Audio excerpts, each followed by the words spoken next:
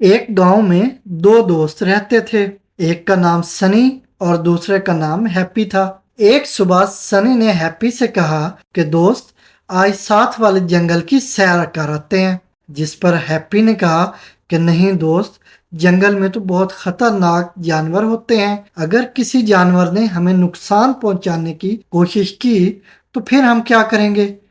जिस पर सनी ने हैप्पी से कहा कि दोस्त, परेशान नहीं हो, मैं तुम्हारे साथ हूँ। अगर कोई भी मुश्किल आई तो हम दोनों मिलकर उसका सामना कर लेंगे। हैप्पी ये बात सुनकर खुश हो गया और उसने हामी भर ली। वो सनी के साथ जंगल की तरफ चल पड़ा।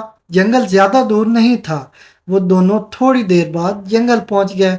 जंगल बहुत खूबसूरत, सरसब्ज और हरा भरा था। दोनों दोस्त बहुत देर तक जंगल की सैर करते रहे और लुत्फानंदोज होते रहे। अभी वो सैर कर ही रहे थे कि एक जगह उन्हें अपने सामने से एक बड़ा रीछ आता हुआ दिखाई दिया। रीछ भी भूखा था और वो खाने के लिए कोई चीज तलाश कर रहा था। दोनों दोस्तों ने उसे देखा तो वो डर गए। सनी ने जब रीछ को अपनी तरफ आता देखा तो वो जल्दी से भागकर एक साथ वाले दरख्त पर चढ़ गया।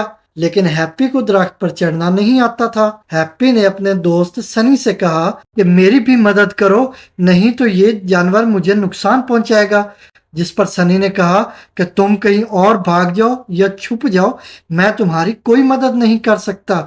अगर मैं तुम्हारी तरफ आया तो ये बड़ा रीछ मुझे भी नुकसान पहुंचाएगा, इसलिए तुम कहीं और भाग जाओ। ये बात सुनकर हैप्पी बहुत उदास हुआ। इतने में उसे एक बात याद आई कि उसने किसी जगह पे पढ़ा था कि रीछ मुर्दा इंसान को नहीं खाते। ये सोचकर वो जल्दी से जमीन पर लेट गया और अपनी सांस रोक ली। इतनी देर में वो बड़ा रीछ हैप्पी के पास पहुंच गया। उसने हैप्पी को सूंघा तो उसे मुर्दा समझा। उसने कहा, ये तो मुर्दा है, मैं इसे नहीं खा सकता।